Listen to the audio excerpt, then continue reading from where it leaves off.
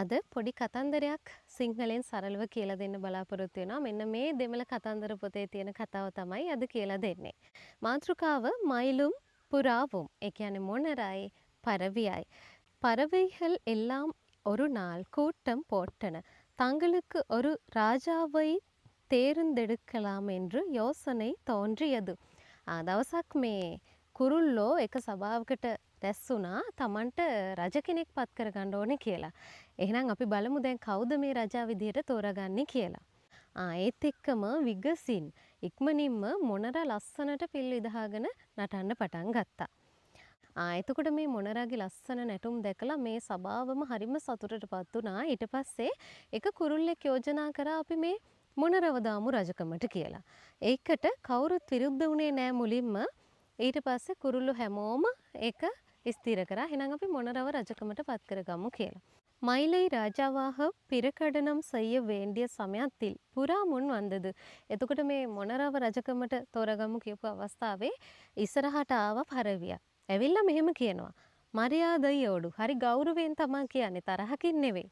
மயிலை பார்த்து மேன்மே தங்கிய வரப்போகிற ராஜாவே ஒரு வார்த்தை பேச අනුමதிக்க வேண்டும். මට රජතුමනි මට එක දෙයක් කියන්න තියෙනවා කියලා ඔන්න ගෞරවයෙන් කියනවා. එතකොට අපේ මුළු ජීවිත ඔක්කොම ටික අපේ හැම කුරුල්ලෙක්ගේම ජීවිත ඔයාට තමා බාර වෙන්නේ. ඉතින් අපේ ජීවිත ආරක්ෂා කරන එක ඔබතුමාගේ වගකීම කියලා. கழுகுகளோ பருந்துகளோ வந்து எங்களை தாக்கினால் எந்த விதமான நீங்கள் எங்களை காப்பாற்றப் போகிறீர்கள். ඊට පස්සේ කියනවා බැරි වෙලාවත් ගිජුලිහිණියෙක් හරි උකුස්සෙක් හරි ඇවිල්ලා අපිව අල්ලගන්න හැදුවොත් මොන ක්‍රමයෙන්ද ඔයා අපිව ආරක්ෂා කරන්නේ කියලා. ඔබතුමාගේ නැටුම දැකලා මේ කුරුල්ලෝ බය වෙලා යයිද කියලා අහනවා. இதை கொஞ்சம் தயவு செய்து எங்களுக்கு விளக்க வேண்டும் என்றது. මේ ගැන පොඩ්ඩක් හිතලා බලලා අපිට පොඩ්ඩක් පැහැදිලි කරලා දෙන්න කියලා කියනවා.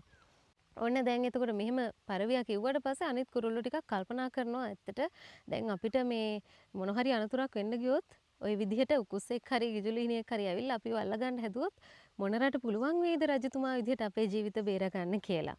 மயிலை ராஜாவாக்க வேண்டும் என்ற கருத்து திடீரென்று மாறியது. ඊට පස්සේ මොකද කරේ මේ සභාව එකතු වෙලා මොනරාව රජකමට සුදුසුයි කියන තීරණය ඉක්මනට වෙනස් කරා. එහෙනම් ඔන්න සමහර වෙලාවට අපි එක තීරණ ගන්නවා ඒවා හොඳයි කියලා හිතලා හැමෝම අනුමත කරලා තීරණ ගන්නවා.